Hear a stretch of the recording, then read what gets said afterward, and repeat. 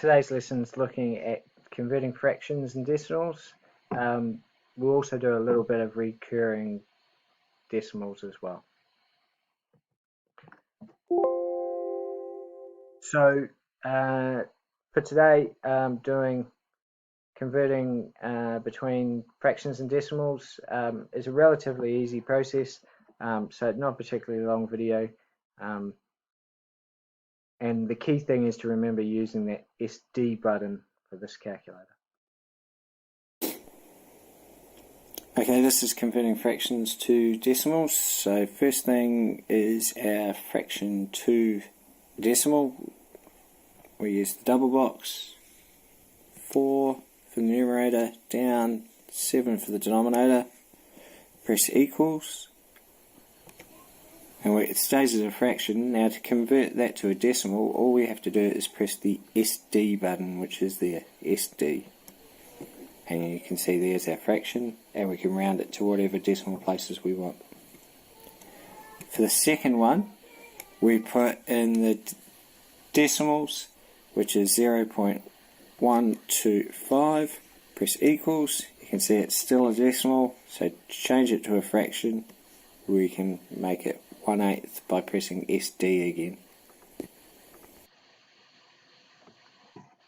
Okay, and that's it. So the key thing is using that SD button to convert from either the fraction to the decimal. So using the other calculator. Okay, this is converting decimal between decimals and fractions. First thing to do is go to run, so either press 1 or select it off the menu. The next step is to put your fraction in, so in this case it's 4, ABC, 7, press equals, and it stays as a fraction. Now to convert it to a decimal, all you have to do is press F to D, which means fraction to decimal, and there you go, there is your fraction. For the second example, we're putting in a decimal, so 0.125, press execute again, and you end up with a decimal. So to convert it to a fraction, press FD, and it's 1/8, and that's it. Okay, so it's a really important process, especially when we get to looking at probability and things like that, being able to convert those. The other option always is you could divide. If you go 4 divided by 7, you'll get that answer as well. So the last thing I want to talk about for this video is looking at reoccurring decimals. So the key, there's a couple of names that I'm going to be using. So talking about terminal decimals, they are ones that stop. So an example is 3/4. There's only 2 decimal places, so it's got an endpoint. Sorry, that's a mistake there. 3/8 should be 0.375. That's a terminal decimal because it stops as well.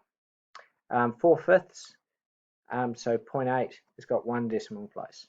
So all of these, they have a stopping point. You don't have to round them. They're much more manageable. Now, the one that causes a little bit of a problem is looking at reoccurring decimal points, and they repeat forever, or they continue on forever. So an example is 1/9, which is actually 0.111111 carries on. So how do we write that? Now we could round it. So for instance, we could round it to 0.1, but then basically all of these values would be taken off. Now that's not really a problem in most of the time when we're talking about measurements of 0.111111. But what if that was the price of a share? Or that was the way that you're an inheritance of $1 billion was going to get divided up.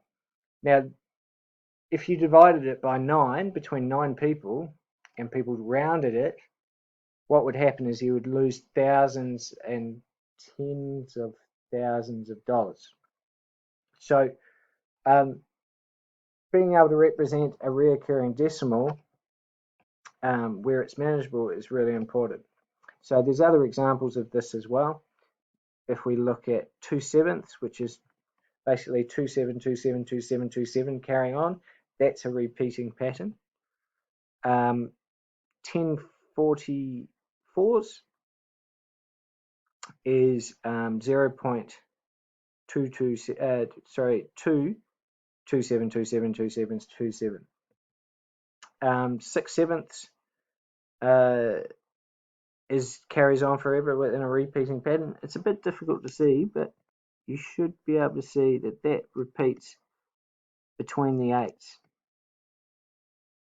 So those numbers are the same and those numbers are the same. So how do we write these numbers so that everyone knows what we mean, but we don't have to write as much? And it's using a notation with dots, showing what is the repeating part. So for this one, rather than rounding it, what we can do is call it 0.1. We put a little dot on it.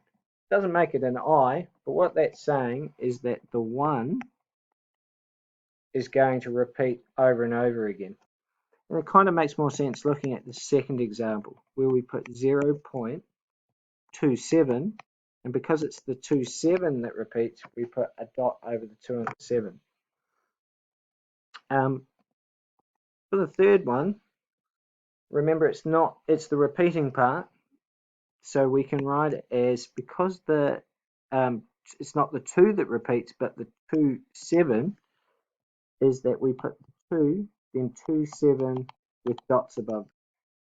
Now we talked about this last time, a little bit before, but it's the 8 through to the 2 that is repeating.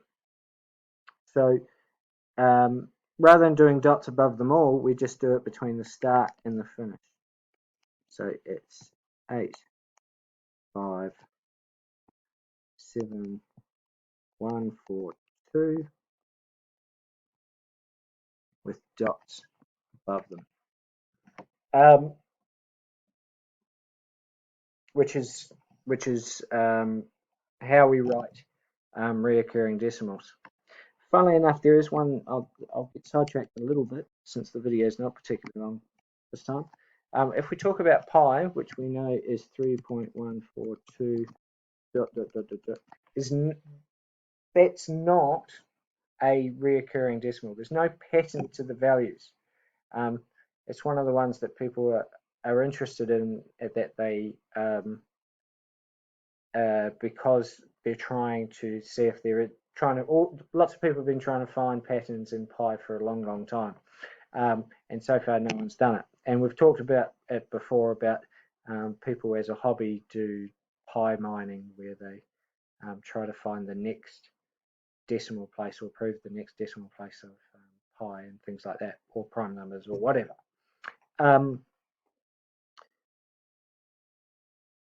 So that's reoccurring decimals.